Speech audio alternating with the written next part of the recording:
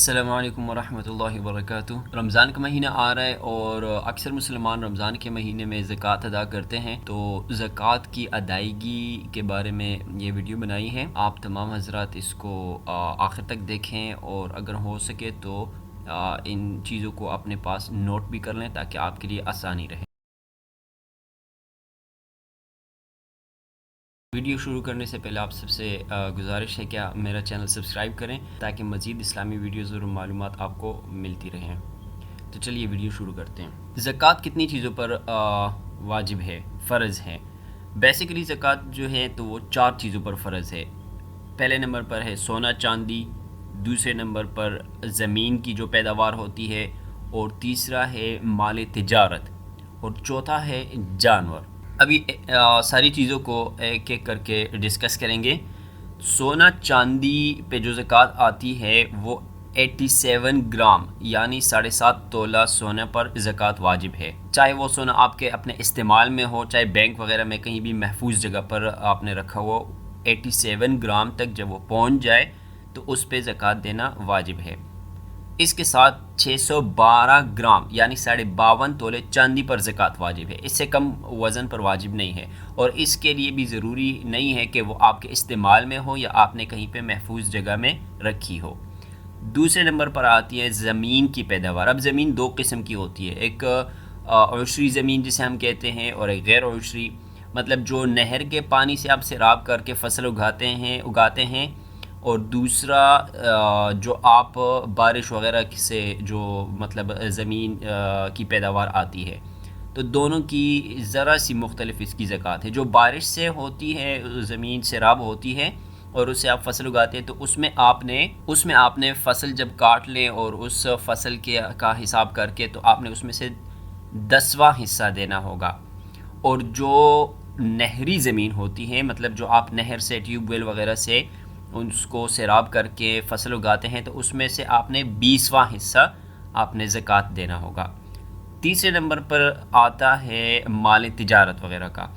تو مال تجارت آپ نے دکان میں کوئی بھی قسم کی دکان ہو، آپ نے اس میں سامان رکھا ہے، تو اس کے سامان تجارت پر زکوٰۃ دینا واجب ہے، لیکن اس شرط کے ساتھ کہ وہ مال نصاب کو پہنچ جائے۔ اب جتنا سامان رکھا ہوا ہے آپ کی دکان میں، اگر وہ مال تجارت کو پہنچ جائے، مطلب اتنا ہو کہ وہ نصاب تک پہنچ جائے، تو اس پر 1 سال بھی گزر جائے، تب آپ نے زکوٰۃ دینی ہوگی۔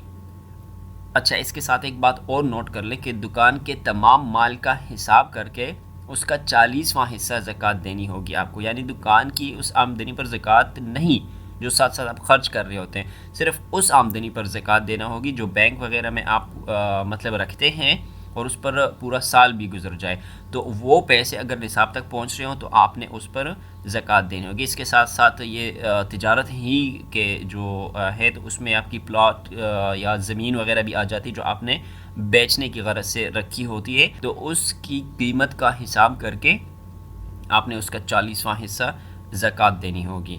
اور جو آخر میں آتی ہے وہ ہے جانوروں وغیرہ پہ جو زکوٰۃ ہوتی ہے۔ جانوروں میں بھینس، گائے، اونٹ، بکریاں، یہ 3 چیزیں شامل ہیں کہ اس میں آپ نے زکوٰۃ دینی ہوگی۔ تو ان تینوں کی پھر مختلف جو ہے تو کیٹیگریز بنتی ہیں اور مختلف ان کا تعین کیا جاتا ہے۔ پہلے نمبر پر اونٹوں کی زکوٰۃ، تو 5 اونٹ جب آپ کے پاس ہو جائے، 5 سے کم نہیں بلکہ 5 اونٹ جب ہو جائے تو اس پہ 1 بکری دینی ہے، اور 10 اونٹ ہو جائے تو پھر اس پہ 2 بکریاں دینی ہیں۔ اس کے بعد پھر بھینسوں اور گایوں کی زکوٰۃ، تو 30 گائے یا 30 بھینسیں آپ کے پاس اگر ہوں تو 1 بکری، اور اگر 40 گائیں ہوں تو پھر ایک بچڑا گائے کا جو 2 سال سے بڑا ہو۔ اور آخر میں آتی ہے بھیڑ بکریوں کی زکوٰۃ، تو 40 سے کم بھیڑ بکریوں پہ کوئی زکوٰۃ نہیں ہے، 40 سے لے کر 120 تک اگر بھیڑ بکریاں ہوں تو اس میں پھر 1 بکری دینی ہوگی زکوٰۃ کے نصاب کے طور پہ، اور 120 سے لے کر پھر 200 تک 2 بکریاں زکوٰۃ ہوگی۔ اچھا، اس میں ایک اور امپورٹنٹ نوٹ آپ یہ اپنے پاس رکھیں کہ کرائے پر دیے گئے مکان پر زکوٰۃ بھی آپ کو دینا ہوگا، لیکن کرائے پر دیے گئے مکان پر اس طرح زکوٰۃ نہیں ہے۔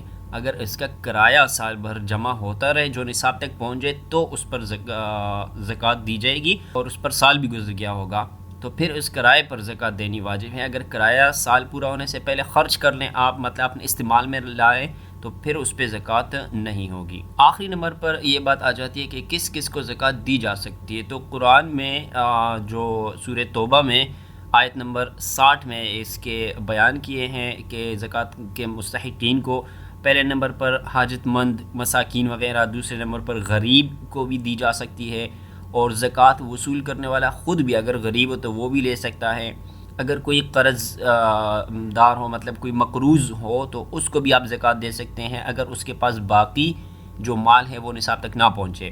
اسی طرح کسی قیدی کو بھی، اور مجاہدین کو بھی، اور مسافروں کو بھی۔ لیکن ان تمام کے لیے شرط یہ، ان سارے 7 قسم کے مستحقین کے لیے شرط ہے کہ ان کے پاس اپنا مال اتنا موجود نہ ہو کہ جو زکوٰۃ کے نصاب تک پہنچ جائے۔ اگر ان کے پاس اپنا مال اتنا ہو تو پھر وہ لوگ خود زکوٰۃ دیں گے، چاہے مسافر ہو، مجاہد ہو، قیدی ہو، زکوٰۃ وصول کرنے والا، وہ لوگ اپنی زکوٰۃ دیں گے۔ آپ کو ان کو زکوٰۃ دینا جائز نہیں ہے۔